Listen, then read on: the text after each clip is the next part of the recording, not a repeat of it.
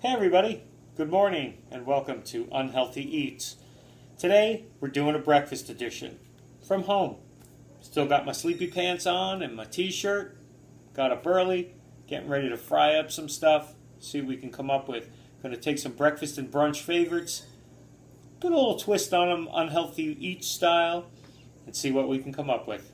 Alrighty, let's get started. Going to be a fun show today. Okay, so for the first course, we want to make our quiche. So we have a whole assortment of stuff that we're going to do here because we want to kind of mix it up a little bit. We're going to do a little ham and Swiss. We're going to do some spinach. We're going to do some goat cheese. We're just going to make them crazy and see what we do. We're going to do them in a little muffin pan.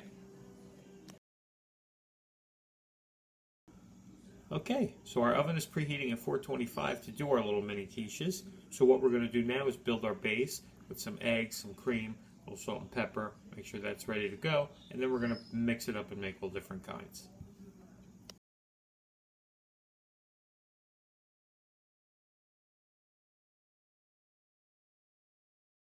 Okay, so we mixed and matched and we made two different kinds.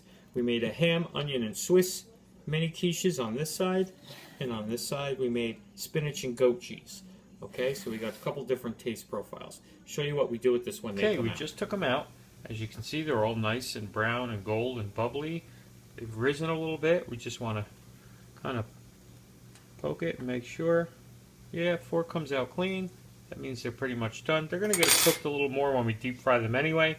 So they're really good right now, perfect. We're going to let them sit, cool down, and then we'll go to the next step. Okay, for the next stage of our quiches, what I'm going to do is take some home fries, some frozen home fries, the shoestring kind. See the shoestring? And we're going to put them inside of a mini chopper or full-size food processor, whichever one you got. Okay, because they're a little too long for what we want to do. As you can see that. So we want to kind of chop them up a little bit. But we don't want the cubed potatoes, we want the shoestrings.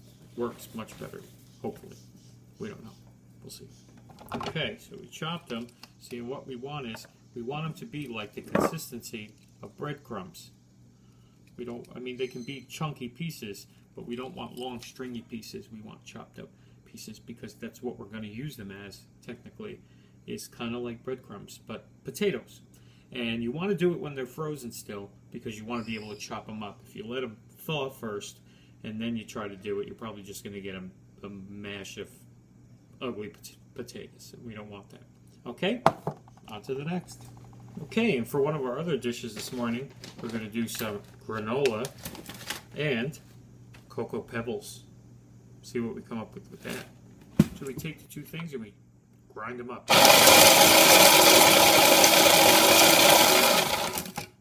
Again, we want a nice breadcrumby kind of mixture.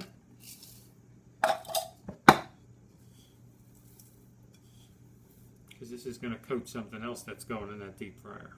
For this part, this was the cocoa pebbles and the granola that we ground up and made into a nice breadcrumb type mixture.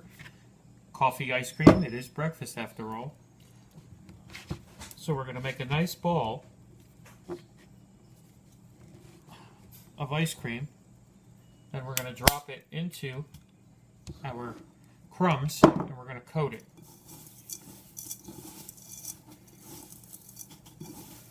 Now we're doing this ahead of time to prep it because what we want to do is we want to get it back into the freezers to make sure that it's really cold and really hard when we fry it because we don't want it to melt too fast. So we're going to make a couple of these and prep them ahead of time and get them back in the freezer. Alrighty? See you in a bit. Okay, so there they are, all crusted. Going to go back in the freezer, get them real hard, real cold for later on. For our first dish today, since our new format is to do 3 courses, you don't really do courses for breakfast. You don't do an appetizer, an entree, and dessert. We're kind of going to do that, but you really don't. Here I have some egg wash, and here are my chilled, pre-cooked mini quiches. So what I'm going to do is egg wash the quiche because, I mean, egg on egg isn't going to hurt anybody. So you want to egg wash that. Then, here's the chopped up hash brown potatoes, shoestring ones that we got, the frozen ones. So what we're going to do is we are going to coat the quiche with the hash brown potatoes, and then we're going to drop it in the fryer. Ready? Let's go. That's sizzling right up. Let me get a view of that. Let's see.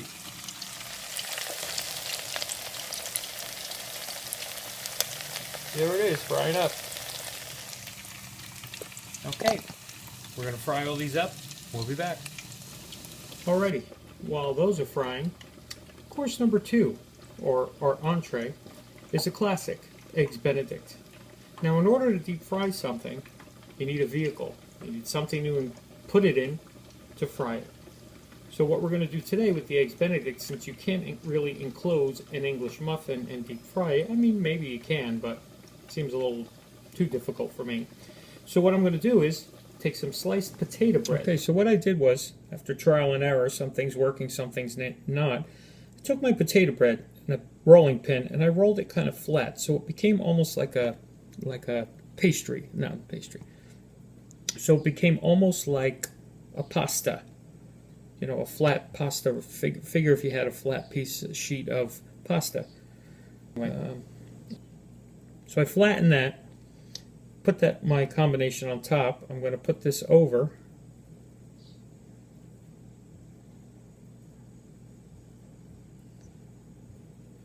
And I'm going to take a fork and I'm going to seal the edges. Like that. Almost like if I was making an empanada or a ravioli or something to seal it. Be careful when you're sealing it. You don't want to put too much pressure because you don't want to break the egg inside, because that's going to be the best part of the Benedict, is when you cut into it and that egg is still hopefully nice and runny. That is the fun of an Eggs Benedict. Okay, so we seal that around. Kind of looks like a big ravioli. Looks good so far. This whole thing's going to go right in the fryer. Alrighty, we're all done. We're all fried. We're going to start trying this stuff. First one up. This is the little mini quiches that we encrusted with home fried potatoes, the shoestring frozen ones that you get. We chopped them up in a food processor while they were frozen to make them more breadcrumb-like. Dipped them in egg batter, the quiches, and then rolled them in that, and then put them in the fryer. Now, I will say a lot of the potato didn't really cling to the quiche in the fryer, and it all kind of floated about. So I have some crispy home fries on the side as well. But that's okay. A lot of it did stay on. I don't know if you can see that, but all on the top, it kind of looks like shredded coconut, but it's actually the potatoes. So let's try one of these little quiches, and let's see what we got.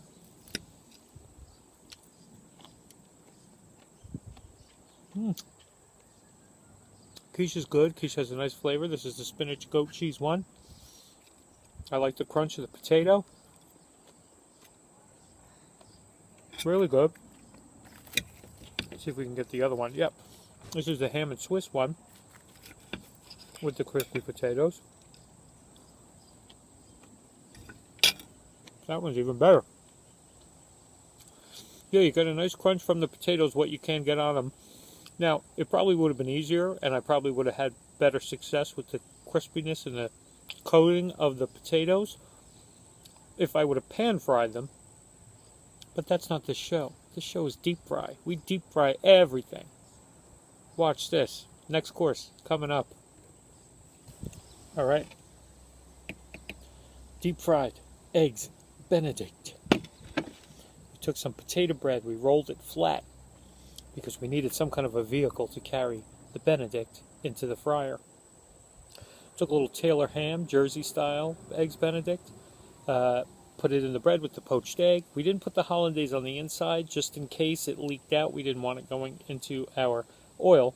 So we saved it for the top. As you can see, it's all over the top here. So we got a nice crispiness in the toast from deep frying this bread. Let's see if the whole thing came together. Let's see if that egg yolk is still runny inside, because that's the key to an Eggs Benedict. Okay, let's go.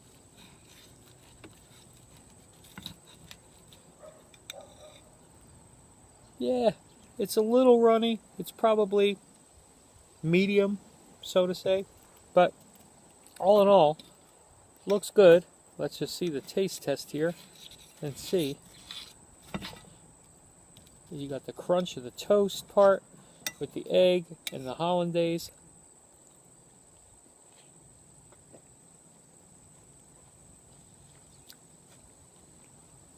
You know, that ain't half bad.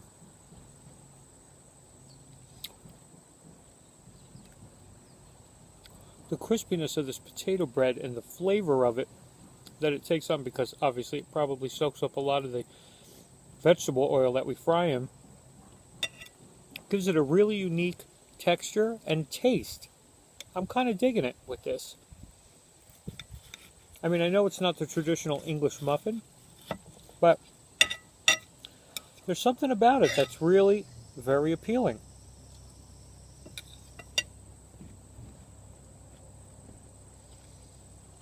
Yeah.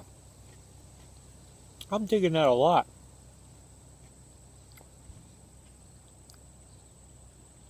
We just got to figure out a way next time to keep it more enclosed, because a couple of the Eggs Benedict pockets opened up while we were frying them.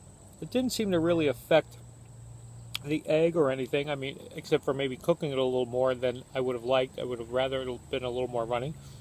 But other than that, it's a really unique take on it. I'm digging it. I'm digging it. I think you should try it. Again, you can pan fry it if you don't want to deep fry it, just to, make it a little easier. And, you might get a different turnout on it. You'll still get the crispiness of the bread. But good. All right. Last one. I know you're not supposed to have dessert for breakfast, but this is kind of like dessert. And it kind of fits the breakfast theme. Check this one out. All right. Dessert. Deep fried coffee ice cream encrusted with granola and crushed up cocoa pebbles. Deep fried. Deep fried. So let's try that out.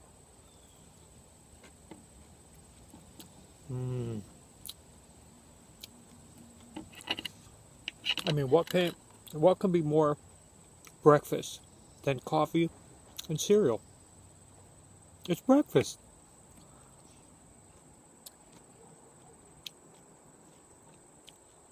Who says you can't have dessert for breakfast?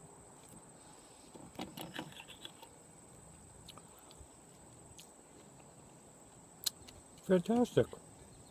I don't remember when was the last time I had fried ice cream, but I'll tell you what, breakfast or not, you can do this any time of the day. You get the nice granola crispiness from the fried granola with the coffee ice cream. Pairs up great. Breakfast. All right, everybody. That's our show for this week. Thanks for joining me for breakfast. If you're lucky enough to have a nice backyard or patio or somewhere outside to sit to eat your breakfast like I did today on a gorgeous day, take advantage of it, man. It's the best way to have breakfast or brunch or anything for that matter. Have a great day. See you next week.